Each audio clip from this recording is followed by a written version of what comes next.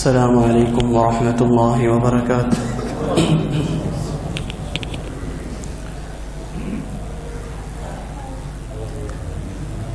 إن الحمد لله نحمده ونستعينه ونستغفره إن الحمد لله نحمده ونستعينه ونستغفره ونعوذ بالله من شرور أنفسنا ومن سيئات أعمالنا من يهده الله فلا مضل له ومن يضلله فلا هادي له أشهد أن لا إله إلا الله وحده لا شريك له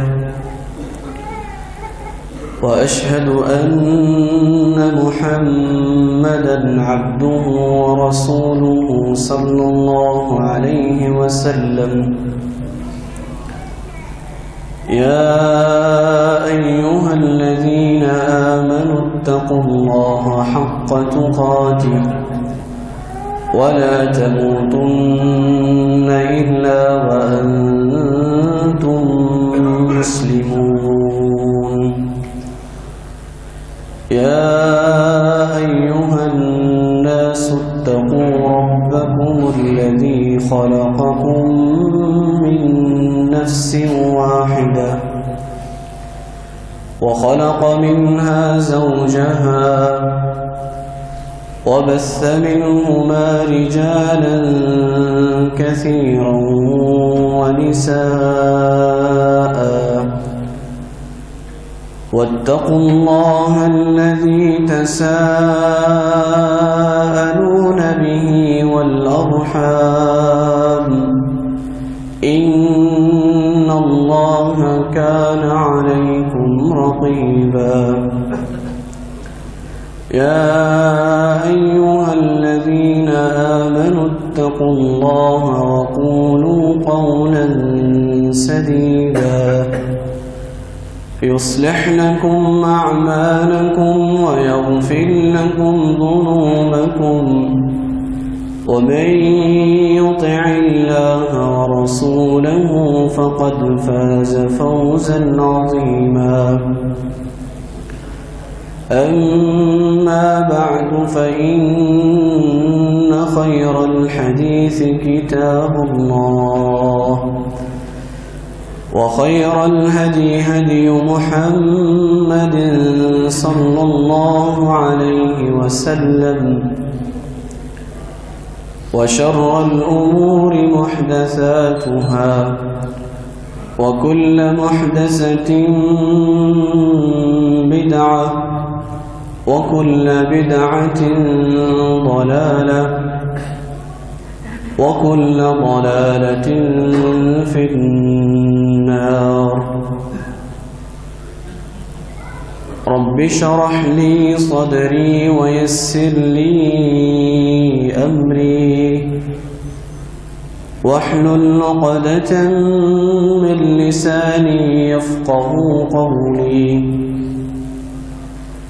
رب أعوذ بك من همزات الشياطين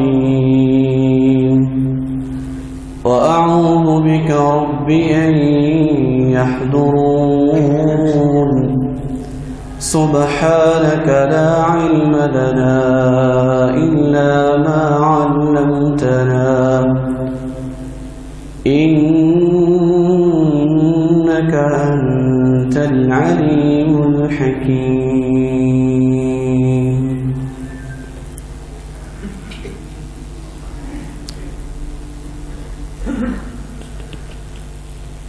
تمام تعریفات، تسبیحات، تقدیسات، توصیفات، اچھے کلمات اللہ وحدہ لا شریک له، بے شمار لا تعداد درود و سلام حضرت محمد صلی اللہ علیہ وسلم کی ذات اقدس پر۔ قابل احترام دوستوں، بھائیوں، بزرگوں، عزیز بچوں، ماؤں اور بہنوں، اللہ رب العزت نے اپنے پیارے حبیب حضرت محمد صلی اللہ علیہ وسلم کو بہت سارے معجزات عطا کیے ہیں۔ آپ صلی اللہ علیہ وسلم کے یہ معجزات آپ کی سچی رسالت اور صدق نبوت کا ایک واضح ثبوت ہے۔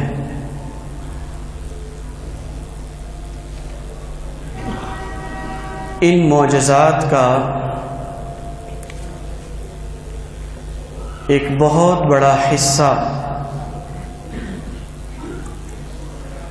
آپ صلی اللہ علیہ وسلم کی پیشین گوئیوں پر مشتمل ہے۔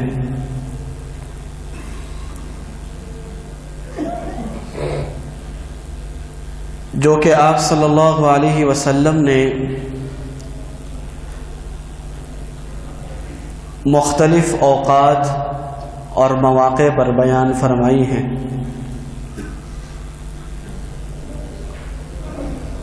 ان میں بہت ساری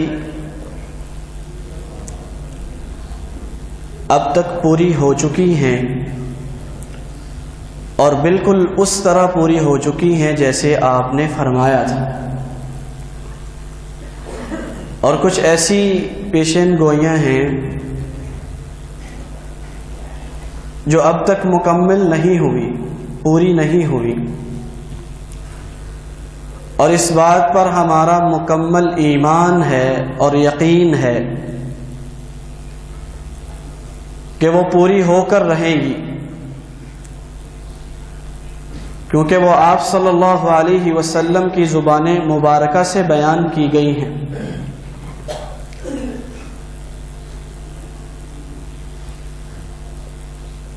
میں اپنی بات کو آگے بڑھانے سے پہلے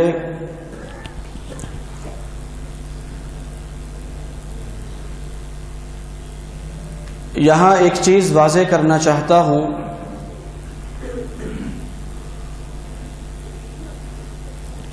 آپ میں سے اکثریت احباب اس چیز کو جانتے ہیں، اسلام کی ایک ابتدائی اور بنیادی چیز ہے، لیکن اس کے باوجود بہت سارے مسلمان دین سے دوری کی وجہ سے اس چیز سے ناآشنا ہیں کہ آپ صلی اللہ علیہ وسلم کی پیشن گوئی، ظاہری بات ہے اس کا تعلق مستقبل کی خبر سے ہوتا ہے کہ آنے والے وقت میں کیسے حالات ہوں گے، یا کون سی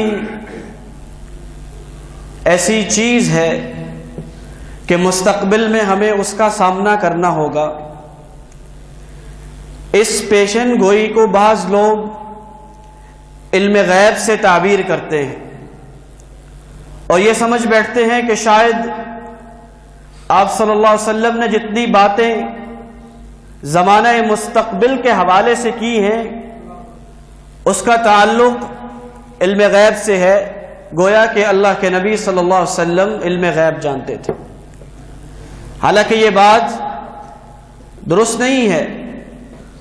قرآن و سنت کی دسیوں نصوص، آیات اور احادیث اس بات کی مخالفت کرتے کہ آپ صلی اللہ علیہ وسلم کے پاس علم غیب نہیں تھا۔ آپ صلی اللہ علیہ وسلم نے جو مستقبل کے حوالے سے جتنی بھی باتیں کی ہیں ان کا تعلق آپ کے معجزات سے تھا۔ وہ آپ کا معجزہ ہے جو نبی ہونے کی حیثیت سے اللہ تعالیٰ نے مستقبل کی چیزیں اور اخبار اور حالات آپ صلی اللہ علیہ وسلم کو بتائے۔ تو وہ پیشن گوئیاں جو آپ صلی اللہ علیہ وسلم کی اب تک پوری ہو چکی ہیں، اس حوالے سے آج کے اس خطبہ جمعۃ المبارک میں چند گزارشات آپ کے سامنے رکھوں گا۔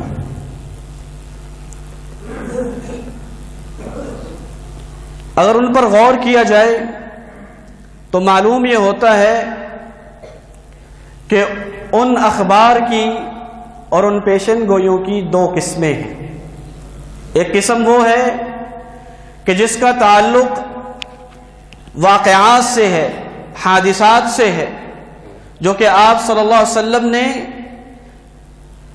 پیشن گوئی کی اور آپ صلی اللہ علیہ وسلم کے دور میں ہی ویسے ہی وہ واقعہ رونما ہوا، وہ حادثہ ہوا، یا آپ صلی اللہ علیہ وسلم کا اس دنیا سے جانے کے بعد کچھ عرصے میں وہ واقعات رونما ہوئے، واقعات کی شکل میں، حادثات کی شکل۔ اور اس کی ایک دوسری قسم یہ ہے کہ جس کا تعلق ہمارے اعمال سے ہے کہ آپ صلی اللہ علیہ وسلم نے فرمایا کہ میرے بعد یعنی زمانہ مستقبل میں لوگ اس طرح کے کام کریں گے، ایسے ایسے حالات ہوں گے، مسلم معاشرے میں مسلمانوں کے حالات یہ ہوں گے، کفار کے حالات یہ ہوں گے، اور ان کی بنیاد ان کے اعمال ہوں گے کہ ایسے کام وہ سر انجام دیں گے جن کی بنیاد پر حالات ایسے ہو جائیں۔ تو آپ صلی اللہ علیہ وسلم کی زندگی میں یا آپ کے بعد جو آپ نے پہلے بات کی ہے مستقبل کے حوالے سے، ان واقعات میں سے مثال کے طور پہ اس بات کو سمجھنے کے لیے، جیسا کہ آپ صلی اللہ علیہ وسلم نے اپنی زندگی میں یہ ارشاد فرمایا کہ ان قریب مسلمان کیسر و کسرا کے خزانے فتح کر لیں گے، ان پر غالب آ جائیں گے۔ آپ صلی اللہ علیہ وسلم نے یہ خبر دی ہے جو زمانہ مستقبل سے تعلق رکھتی ہے، اور اس کے تھوڑے ہی عرصے بعد تاریخ اسلامی اس بات کی گواہ ہے کہ مسلمانوں نے کیسر و کسرا کو شکست دی ہے اور انہیں فتح کیا، خزانے حاصل کیے۔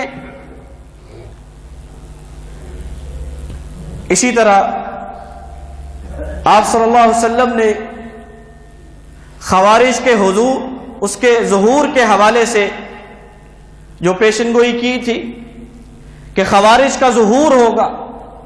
خوارج ایک ایسا گمراہ فرقہ ہے کہ جس نے بظاہر اسلام کا لبادہ اوڑھا ہوا، وہ مسلمان اپنے کو کہنے والے، اپنے آپ کو مسلمان کہلوانے والے لوگ، ان کا ظہور اس کے متعلق آپ صلی اللہ علیہ وسلم نے خبر دی۔ آپ صلی اللہ علیہ وسلم صحابہ کے درمیان بیٹھے ہوئے مال تقسیم کر رہے ہیں۔ ایک شخص آتا ہے اور کہتا ہے یا رسول اللہ صلی اللہ علیہ وسلم آپ انصاف کیجئے، عدل کیجئے، عدل کی بنیاد پر مال کو تقسیم کریں۔ آپ صلی اللہ علیہ وسلم فرماتے ہیں وَيْلًا فَمَنْ يَعْدِلْ إِذَا لَمْ أَعْدِلْ، تم ہلاک ہو جاؤ اگر میں اللہ کا نبی انصاف نہیں کروں گا تو میرے علاوہ کون انصاف کرے گا۔ آپ صلی اللہ علیہ وسلم نے بڑے سخت لہجے میں یہ بات کی۔ وہاں عمر رضی اللہ تعالی عنہ کھڑے ہوئے کہنے لگے یا رسول اللہ صلی اللہ علیہ وسلم آپ مجھے اجازت دیجئے، آپ اشارہ کریں اس شخص کی گردن کو تن سے جدا کرو۔ آپ کہتے ہیں رہنے دو، اسے چھوڑ دو۔ کیوں؟ اس کے ساتھ اس کے کچھ اور ساتھی بھی ہیں، ان کا رویہ بھی یہی، وہ عنقریب ظاہر ہوں گے۔ اے صحابہ، ان کی نمازوں کو دیکھ کر، ان کی عبادات کو دیکھ کر تم اپنی عبادات کو، اپنی نمازوں کو کمتر سمجھو گے، حقیر سمجھو گے۔ صحابہ کی نمازیں کتنی اہم نمازیں، کتنی خشوع خضوع والی نمازیں، کیسی بہترین نمازیں ہوتی ہوں گی، ان کے بارے میں آپ فرماتے ہیں کہ صحابہ تمہاری نمازیں ان لوگوں کی نمازوں کے سامنے، ان کے مقابلے میں کمتر اور حقیر ہوں گی۔ گویا کہ وہ لوگ نماز بڑے خشوع خضوع کے ساتھ، بڑے اچھے انداز میں نمازیں پڑھنے والے لوگ، قرآن کی کثرت سے تلاوت کرنے والے، لیکن حال یہ ہوگا کہ قرآن ان کے حلق سے نیچے نہیں اترے گا۔ آپ صلی اللہ علیہ وسلم نے ان کی بہت ساری نشانیاں صفات کا تذکرہ کیا، اور تاریخ اسلامی اس بات کی گواہ ہے کہ حضرت علی رضی اللہ تعالی عنہ کی خلافت میں ان لوگوں کا ظہور ہوا،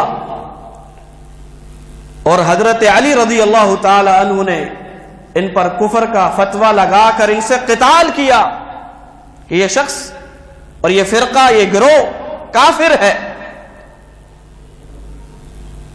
کیوں؟ یہ مسلمانوں کو جب دیکھتے ہیں کہ کوئی بھی مسلمان، کوئی مومن ایک کبیرہ گناہ کرتا ہے، اسے بڑی جلدی سے، بڑی تیزی سے یہ کہہ دیتے ہیں کہ یہ اسلام سے نکل چکا ہے، اس کا اسلام کے ساتھ کوئی تعلق نہیں ہے۔ یمرقون من الدین کما یمرق السہم من الرمیہ، وہ دین سے اس طرح تیزی سے نکل جاتے ہیں کہ جیسے ایک تیر شکار کے پیڑ سے نکل جاتا ہے، اس انداز سے وہ دائرہ اسلام سے نکل جاتا ہے۔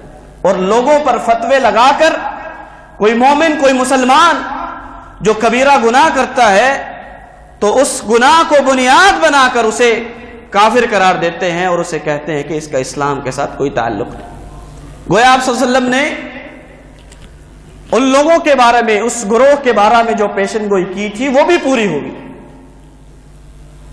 اس کو مزید سمجھنے کے لیے آپ صلی اللہ علیہ وسلم نے جنگ بدر سے پہلے، جنگ بدر کے میدان میں ایک دن پہلے جا کر وہاں آپ نے فرمایا ھذا مصرع فلان، کہ یہ جو جگہ ہے یہاں پر قریش کا فلاں سردار، اس کو اس جگہ پر قتل کیا جائے۔ ابھی جنگ بدر ہوئی نہیں، ایک دن پہلے میدان میں گئے، آپ نے بہت سارے قریش کے سرداروں کے نام لے کر باقاعدہ نام لیا کہ فلاں شخص اس جگہ پر قتل کیا جائے گا۔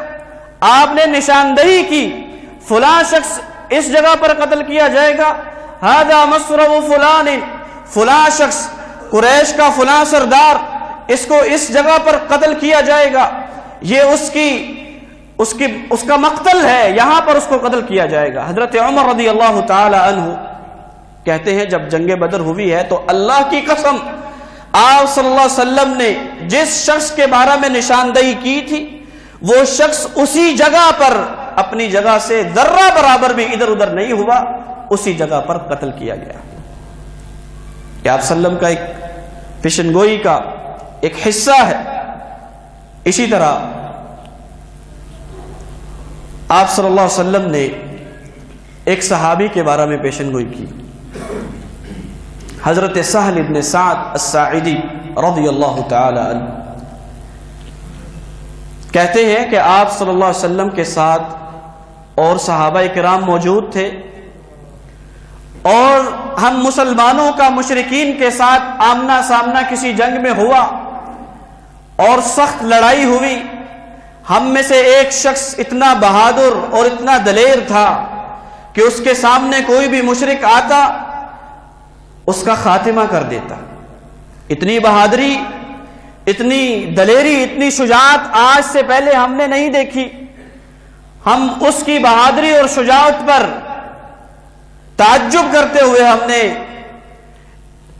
آپ صلی اللہ علیہ وسلم کو کہا کہ یہ شخص بڑا بہادر ہے، بڑا دلیر ہے، ہم نے اس جیسا شجاعت والا، بہادری والا انسان آج سے پہلے نہیں دیکھا۔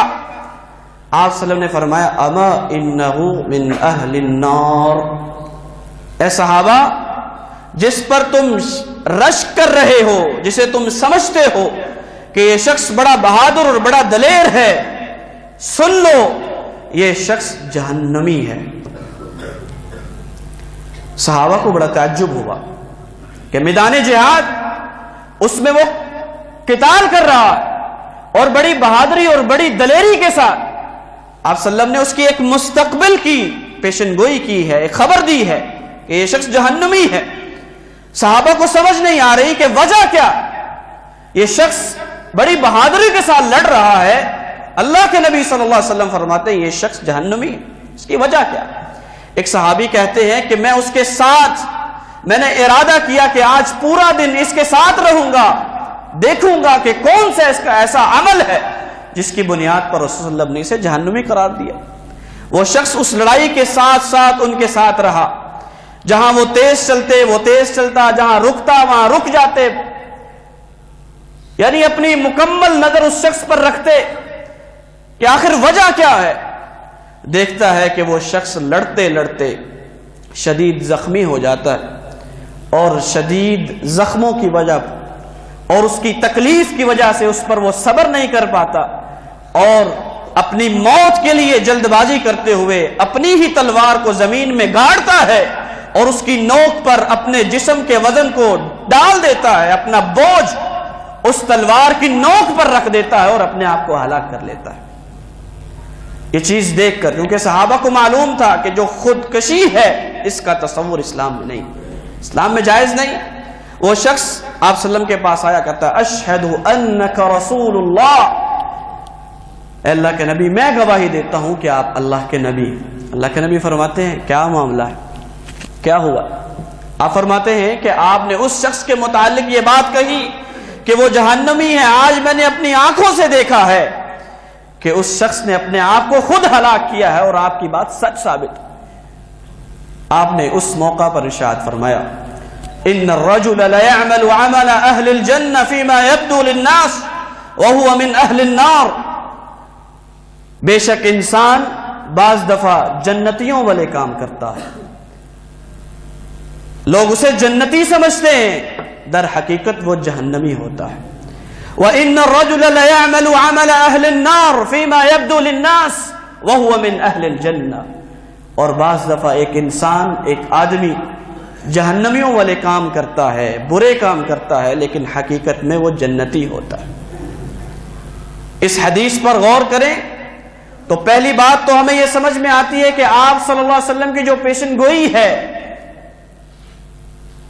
وہ بالکل حق اور سچ ہے، جو آپ نے فرمایا وہ پورا ہوا۔ دوسری بات یہ ہے کہ جو خودکشی ہے اس کا اسلام کے ساتھ کوئی تعلق نہیں ہے۔ تیسری جو اہم بات ہے کہ کوئی بھی مسلمان، کوئی بھی مومن، اگر بظاہر ہم دیکھتے ہیں کہ وہ اپنی زندگی میں گناہ کرتا ہے تو ہمیں اجازت نہیں ہے کہ ہم اسے کہیں کہ یہ شخص جہنمی، اور ہمیں یہ بھی اجازت نہیں ہے کہ بظاہر انسان جتنا مرضی متقی ہو، پرہیزگار ہو، اللہ کا ولی ہو، ہمیں یہ اجازت نہیں ہے کہ ہم یہ کہیں کہ یہ شخص جنتی ہے۔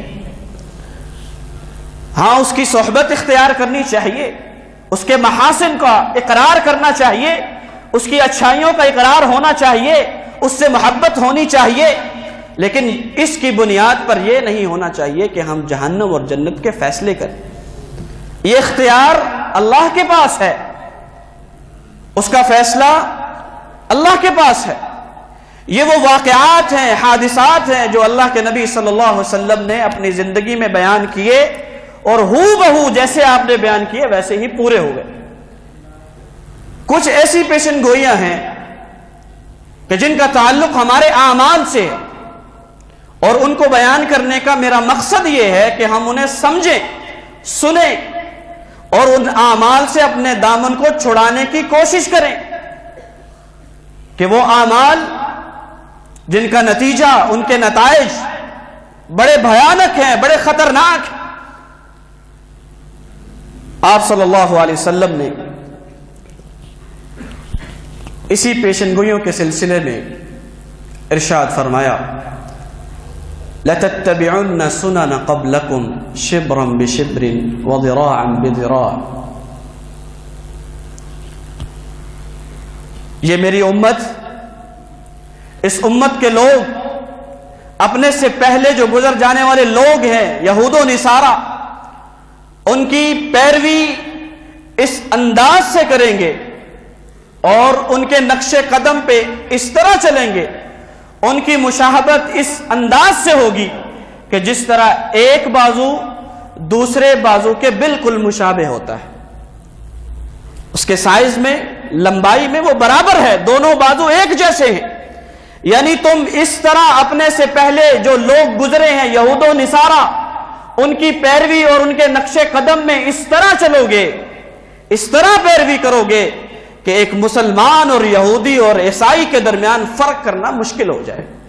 اتنی مشابہت ان کے عقائد میں، ان کے نظریات میں، ان کے اعمال میں، ان کے خاندانی تعلقات میں اور ان کے مالی معاملات میں، تمام تر اعمال میں، رہن سہن میں، وضاقتہ میں، شکل و صورت میں، ہر انداز میں تم یہود و نصارہ کی پیروی اور اس کے نقش قدم پر چلو۔ اس کو واضح کرنے کے لیے قرآن سے ایک دو مثالیں میں آپ کے سامنے رکھوں گا۔ آپ صلی اللہ علیہ وسلم نے جب آپ مرض الموت میں تھے، حضرت عائشہ رضی اللہ عنہا اس حدیث کی راویہ ہیں، وہ بیان کرتی ہیں کہ آپ صلی اللہ علیہ وسلم نے ارشاد فرمایا لعنت اللہ علی الیہود والنصارى اتخذوا قبور انبیائہم مساجد۔ اللہ کے نبی فرماتے ہیں کہ اللہ تعالیٰ یہودیوں اور عیسائیوں پر اپنی لعنت بیچتا ہے کہ انہوں نے اپنے انبیاء کی قبروں کو سجدہ گاہ بنایا۔ اس حدیث کو سمجھیں اور اپنے معاشرے کی طرف نظر دوڑائیں کہ ہمیں کیوں کہا گیا ہے کہ ہم یہود و نصارہ کی عقائد اور نظریات کے اندر بھی پیروی کرتے، کہ انہوں نے اپنے انبیاء کی قبروں کو سجدہ گاہ بنایا ہے۔ آج اس امت کے اندر بھی ولیوں کو، پیروں کو اور اس طرح علماء کی قبروں کو ہم نے عبادت گاہ اور ان کے طواف کیے جاتے سجدہ گاہ بنایا۔ اس انداز سے ہم ان کی ایک پیروی کرتے ہیں جیسے انہوں نے کیے۔ جب ایک نبی کی قبر کو ہم سجدہ گاہ نہیں بنا سکتے ہیں تو اس سے کمتر انسان کی قبر کو سجدہ گاہ کیسے بنایا جا سکتا ہے؟ اسے عبادت گاہ کیسے بنایا جا سکتا ہے؟ وہاں طواف کیسے کیا جا سکتا ہے جب ایک نبی کی قبر پر طواف کرنا حرام ہے؟ اللہ کے نبی صلی اللہ علیہ وسلم فرماتے ہیں، اس انداز سے آپ نے بیان کیا ہے کہ انہوں نے اپنے نبیوں کی قبروں کو سجدہ گاہ بنایا ہے۔ ڈرانا مقصود ہے کہ کہیں میری قبر کو بھی میری امت سجدہ گاہ نہ بنا لے۔ اتخذوا احبارهم ورهبانهم اربابا من دون اللہ، اس انداز سے بھی ہم پیروی کرتے ہیں۔ اللہ تعالیٰ قرآن مجید میں ارشاد فرماتے ہیں کہ یہودیوں نے، عیسائیوں نے اپنے علماء کو، اپنے درویشوں کو اپنا رب مان لیا۔ کس معنی میں رب مانا ہے؟ انہم لم یکونوا یعبدونہم۔ اس آیت کی تفسیر میں مفسرین لکھتے ہیں کہ وہ رب اس انداز سے نہیں مانتے کہ وہ اس کی عبادت کرتے ہیں، جس طرح ہم اللہ کی عبادت کرتے ہیں اسے رب مانتے ہیں، اس انداز میں نہیں، اس معنی میں رب نہیں مانا، بلکہ کیا کرتے تھے وہ لوگ؟ اپنے علماء کو رب اور اپنے درویشوں کو رب ماننا کس انداز میں؟ کہ ان کے علماء جس چیز کو حلال کر دیں اسے حلال سمجھتے تھے، جس کو حرام کر دیں اسے حرام سمجھتے تھے۔ یہ چیز بعینی ہی آج کے مسلمانوں میں بھی موجود ہے۔ جب ہم ایسا کاروبار کریں کہ جسے ہمیں پتہ ہے، ہمیں شک ہے کہ اس کاروبار کے اندر اسلام نے ہمیں اجازت نہیں دی ہے، یا کوئی ایسی علت موجود ہے کہ جس کی وجہ سے یہ کاروبار حرام ہے، ناجائز ہے، خواہ وہ سود کا کاروبار ہو یا اس کی بہت ساری شکلیں ہیں جو کہ اللہ کے نبی صلی اللہ علیہ وسلم نے منع کی ہے، لیکن یہی انداز ہم اپناتے ہیں۔ ہم کیا کرتے ہیں؟ ایسا مولوی تلاش کرتے ہیں، ایسا عالم تلاش کرتے ہیں کہ جو ہماری مرضی کے مطابق ہمیں فتویٰ دے، ہمارے کاروبار کو حلال کرے، جائز کرے۔ یہی کام وہ یہود و نصارہ کیا کرتے تھے کہ اپنے علماء کو رب مانتے تھے اس انداز سے کہ وہ جو چیز حرام کر دیں اسے حرام مانتے تھے، جو چیز حلال کر دیں اسے حلال مانتے۔ آج وہی صورت ہمارے درمیان موجود ہے۔ جب کسی ایسا مسئلہ، طلاق کا مسئلہ آتا ہے، اس وقت ہم ایسے مولوی کی تلاش میں نکلتے ہیں کہ ایسا مولوی ہمیں فتویٰ دے جس سے ہمارا کوئی راستہ نکل، ہماری مشکل آسان ہو جائے۔ ہمارا کاروبار ہمیں پتہ ہے کہ یہ تھوڑا سا شک میں ہے، اس میں گڑبڑ ہے، ہم یہ سمجھتے ہیں کہ ہمیں کوئی ایسا مولوی ملے جو ہمیں فتویٰ دے تاکہ ہم اس سے جان چھڑائیں اور میرا کاروبار کامیاب ہو جائے۔ یہ وہی انداز ہے، اتخذوا احبارهم ورهبانهم اربابا من دون اللہ۔ ہم یہود و نصارہ کے عقائد اور نظریات کے حوالے سے ان کی پیروی کرتے، پوری پیروی۔ آپ صلی اللہ علیہ وسلم نے انہی اعمال کے حوالے سے ایک اور پیشن گوئی کی. آپ نے فرمایا سیصیب امتی داء الامم، میری امت داء الامم جیسی بیماری میں مبتلا ہوگی. صحابہ پوچھتے ہیں یا رسول اللہ صلی اللہ علیہ وسلم داء الامم کیا ہے؟ آپ نے فرمایا داء الامم یہ ہے کہ میری امت میں لوگ فخر و تکبر کریں گے. وہ فخر و تکبر حسب و نسب کی بنیاد پر ہو، برادری کی بنیاد پر ہو، قوم کی بنیاد پر ہو، قبیلے کی بنیاد پر ہو، کسی بھی چیز کی بنیاد پر ہو سکتا ہے. وہ مال و دولت کی بنیاد پر بھی فخر اور تکبر ہو سکتا ہے. یتطاولون فی البنیان، وہ لوگ بڑی بڑی عمارتیں بنانے میں، مال و دولت کو حاصل کرنے میں اور اپنے بڑے بڑے گھر اور کوٹھیاں بنانے میں ایک دوسرے سے مقابلہ کریں گے، صرف دکھانے کے لیے، فخر کرنے کے لیے، تکبر کرنے کے لیے. اور ایک دوسرے سے مسلمان آپس میں بغض رکھیں گے، حسد رکھیں گے، اور اتنا حسد، اس قدر حسد ہوگا کہ نوبت ظلم تک جا پہنچے، ایک دوسرے کے اوپر ظلم کرنے لگ جائیں گے. یہ ہے داء الامم. دنیا کو حاصل کرنے کے لیے بھاگ دوڑ، یہ میری امت کے اندر موجود ہوگا. آپ صلی اللہ علیہ وسلم نے پھر بیان فرمایا لَيَكُونَنَّ مِنْ أُمَّتِي أَقْوَامٌ يَسْتَحِلُّونَ الْحِرَ وَالْحَرِيرَ. میری امت کے کچھ ایسے لوگ ہوں گے کہ جو زناکاری کو اور ریشم کے لباس کو، والخمر والمعازف، اور شراب کو اور اس کے متعلق نشہ آور ہر چیز کو، منشیات کو، والمعازف، آلات موسیقی کو حلال سمجھیں گے، جائز سمجھیں گے. بدقسمتی کے ساتھ آج کے ہمارے اسلامی ممالک کے اندر نہ صرف یہ چیزیں موجود ہیں بلکہ انہیں حلال تصور کر کے، انہیں لائسنس جاری کر کے قانونی تحفظ فراہم کیا جاتا ہے اور یہ سمجھا جاتا ہے یہ ساری چیزیں حلال اور جائز. یہ منشیات اور شراب، زناکاری، رقص و سرور کی محافل کا انعقاد سب کے سامنے کیا جاتا ہے. آپ کو پتہ ہے یہ کتنی بڑی وعید ہے. آپ صلی اللہ علیہ وسلم نے فرمایا سیکون آخر الزمان خسف وقذف ومسخ. اس وقت کیا ہوگا کہ لوگوں کو زمین میں دنسایا جائے گا، ان کے چہروں کو مسخ کیا جائے گا، ان پر پتھروں کی بارش برسائی جائے گی. وَمَتَى ذَلِكَ يَا رسول اللہ صلی اللہ علیہ وسلم، اے اللہ کے نبی یہ کب ہوگا؟ ایسے حالات کب ہوں گے؟ آپ فرماتے ہیں اِذَا ظَهَرَتِ الْمَعَازِفُ وَالْقَيْنَاتُ وَاسْتَحُلَّتِ الْحَمْرُ. یہ اس وقت ہوگا کہ جب گانے والیاں اور ناچنے والیاں زیادہ ہو جائیں گی، عام ہو جائیں گی، پھیل جائیں گی، منشیات عام ہو جائے گا. ہر بازار میں، ہر اڈے میں، ہر دکان پر منشیات فروخت ہوں گی. ہر شخص اس کو حلال سمجھے گا، اسے حلال تصور کرے گا. وَاسْتُحِلَّتِ الْخَمْرُ، ہر جگہ شراب عام ہوگی، مسلمان اس کو حرام تصور نہیں کرتا ہوگا.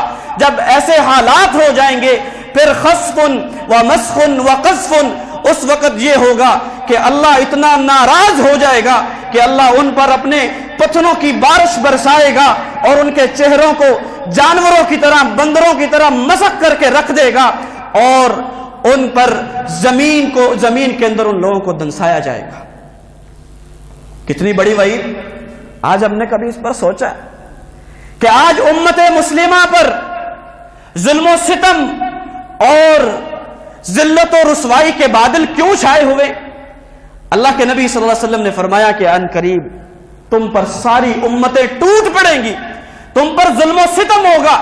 کس انداز میں ٹوٹیں گی؟ جیسے کچھ بھوکے لوگ برتن پر ٹوٹ پڑتے، اسے کھانے کے لیے ٹوٹ پڑتے ہیں، اس طرح ساری امتیں اس امت مسلمہ پر ٹوٹ پڑے.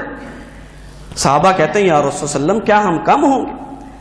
ہمارے پاس طاقت نہیں ہوگی. وَلَكِنَّكُمْ غُثَاءٌ كَغُثَاءِ السَّيْلِ، تم بہت زیادہ ہوگے، تمہاری تعداد بہت زیادہ ہوگی، لیکن تمہاری حیثیت، تمہارا وزن سیلاب میں بہتے ہوئے پانی کے اندر تنکوں جیسا ہوگا.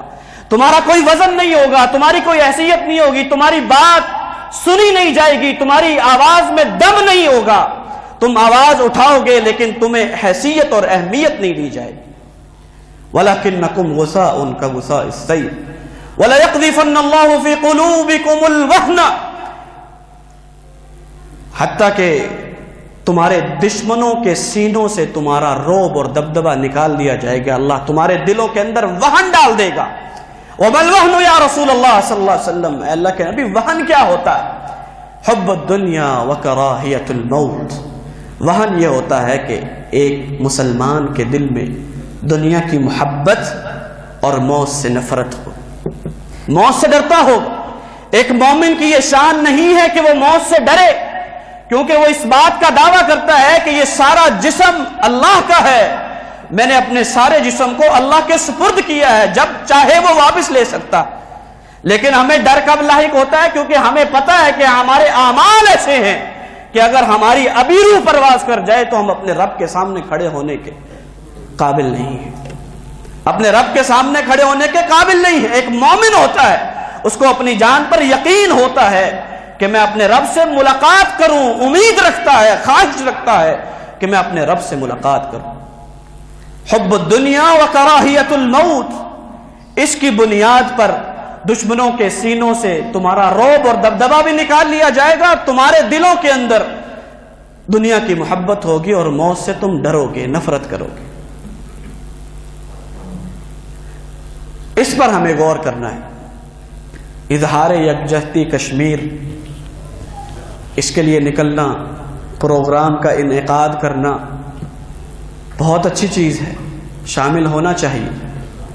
یہ بھی مظلوم کے ساتھ اس کی ہمدردی میں شامل ہونا یا اظہار کرنا, اس کی مصیبت میں, اس کے غم میں شریک ہونے کے مترادف.